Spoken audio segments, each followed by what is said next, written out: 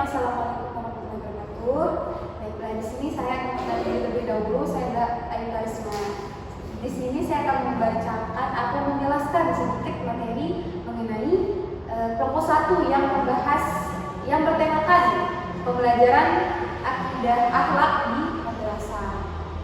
Jadi ada beberapa pembahasan yang dibahas dalam materi kelompok tersebut, yaitu yang pertama pengertian akidah, kedua pengertian akhlak, ketiga pembelajaran, keempat pembelajaran akidah di madrasah, dan kelima yaitu ruang lingkup pembelajaran akidah akhlak di madrasah. Baiklah, saya lanjut ke materi pertama atau pembahasan yang pertama, yaitu mengenai apa itu pengertian akidah. Akidah secara bahasa yaitu ikatan atau mengikat. Nah, dapat dikatakan bahwa pengertian akidah adalah suatu keyakinan yang timbul dalam hati seseorang sehingga di dalam hati ini tidak ada keraguan sama sekali. Nah, dikatakan tidak ada keraguan dalam hal apa, yaitu yang berkaitan antara Tuhan dengan hamba-Nya. Pembahasan yang kedua yaitu mengenai pengertian akhlak, yang mana secara bahasa akhlak yaitu berarti tabiat atau perilaku. Secara istilah itu kebiasaan, yang mana dikatakan kebiasaan bisa dilakukan oleh orang tersebut dalam kehidupan sehari-hari. Nah, dan dapat dikatakan bahwa pengertian akhlak adalah sifat yang tertanam dalam jiwa seseorang yang menimbulkan atau yang memberikan suatu perbuatan dengan mudah, sehingga yang hal yang dilakukan itu akan terus berulang-ulang dilakukannya dalam kehidupan sehari-hari, yang mana dalamnya adalah dalam perbuatan yang baik-baik. Nah, itu dapat dikatakan sebagai akhlak terpuji. Dan akhlak itu dibagi menjadi dua, yaitu yang dinamakan akhlak mahmudah.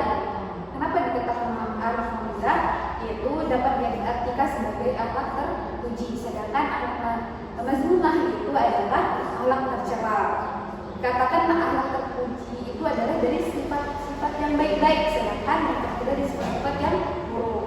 Nah, sifat ini atau akhlak ini dapat muncul dari dua perkara dan dua hal, yaitu pertama dari sifat asli atau watak yang dimiliki oleh seseorang, serta yang kedua yaitu dari perbuatan yang dia perbuat secara terus-menerus atau berulang-ulang, sehingga itu menjadi kebiasaan yang baik ataupun yang buruk, sehingga dapat dikategorikan nanti akhirnya itu menjadi watak yang akhlak tercela atau akhlak terpuji. Nah, adapun pembahasan selanjutnya yaitu mengenai pembelajaran, di mana pembelajaran itu diartikan sebagai proses interaksi antara peserta didik dengan pendidik melalui sumber pembelajaran dan pada ruang lingkup sekolah. Yang mana dikatakan sekolah itu seperti apa? Yaitu seperti madrasah. Yang mana dalam pembelajaran akidah akhlak di madrasah yaitu yang berarti memberikan suatu pemahaman, pengetahuan, pengembangan agar peserta didik dapat mengimplementasikan dan memahami apa sih itu akidah akhlak dalam kehidupan sehari-hari, sehingga pada kehidupan sehari-harinya pun akan tersusun bagaimana dia menjadi pribadi yang lebih baik, sehingga memunculkan sifat atau perilaku yang baik, sehingga dikatakan memiliki atau mempunyai akidah yang meyakinkan dirinya untuk selalu bersifat baik atau mungkin menanamkan akhlak yang baik pada dirinya sendiri.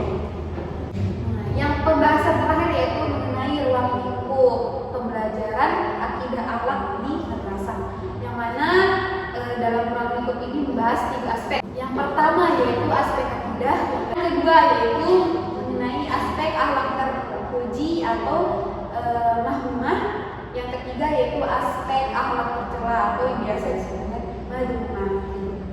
Nah, adapun aspek yang dibahas mengenai akidah yaitu bagaimana seseorang hamba, hubungan seorang hamba dengan Tuhannya, baik dari perilaku sehari-hari yang membentuk yang seperti apa, perilaku yang membentuk seperti apa, yaitu seperti rasa percaya, rasa yakin terhadap pada suatu yang gaib, yang mana dia itu meliputi seperti hal-hal percaya kepada Allah, percaya kepada malaikat-malaikat Allah, percaya kepada Nabi dan Rasul Allah dan sebagainya. Atau intinya itu adalah menjadi hal-hal yang gaib yang mana menghubungkan antara hamba dengan Tuhannya.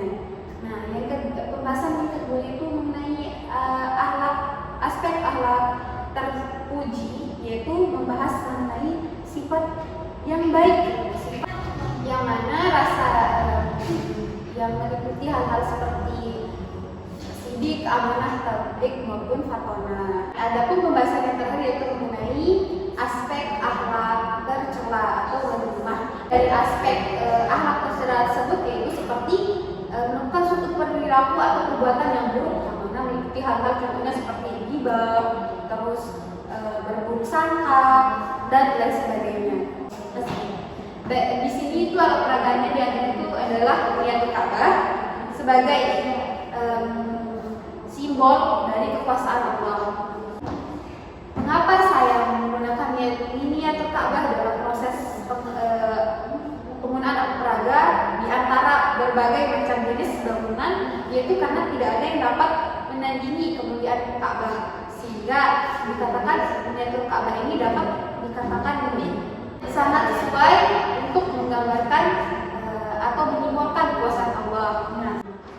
Nah, yang kedua di sini saya menggunakan alat peraga boneka, yang mana di sini sudah terlihat auratnya sudah tertutup, yang mana melambangkan atau menyimbolkan seorang yang memiliki akidah akhlak yang sangat baik.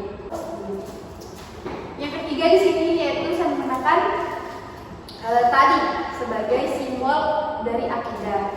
Dan yang keempat yaitu saya menggunakan alat peraga gambar dari seorang yang bersedekah, dimana di sini melambangkan atau menunjukkan akhlak yang dimiliki dari orang tersebut. Jadi di sini saya akan menjelaskan pengertian akidah akhlak bersama dengan alat peraga yang saya gunakan. Jadi di sini akidah adalah suatu ikatan antara makhluk dengan Tuhannya. Sehingga melahirkan akhlak yang terpuji. Contohnya seperti apa? Contohnya rajinnya seorang bersedekah. Jadi saya menggunakan metode simbol ini berdasarkan di dalam Al-Quran. Nah, di dalam Al-Quran yaitu Quran surat Al-A'raf ayat 107 yang bunyinya A'udzu billahi minasyaitonir rajim. Bismillahirrahmanirrahim. Wa alqa 'ashahu fa idza hiya thu'banun mubin. Yang artinya, maka Musa menjatuhkan tongkatnya, lalu seketika itu juga tongkat itu menjadi ular yang sebenarnya. Yang mana ayat ini berkaitan dengan simbol yang saya gunakan dalam contoh alat peraga dalam proses menjelaskan pembelajaran akidah di madrasah. Jadi tongkat Nabi Musa itu dijadikan sebagai simbol kekuasaan Allah. Pada saat itu para kaum untuk menunjukkan bahwa kebenaran agama Islam kepada Fir'aun beserta para umatnya, sehingga Allah itu menjadikan lantaran tongkat Nabi Musa untuk berubah menjadi seekor ular, sehingga pada saat itu manusia tidak ada yang bisa menandingi kekuatan dari Nabi Musa alaihissalam. Nah, itulah alasan mengapa saya jadikan ayat ini sebagai dasar dari metode simbol yang saya gunakan dalam proses menjelaskan materi pembelajaran akidah akhlak di madrasah. Sekian dari saya. Assalamualaikum warahmatullahi wabarakatuh.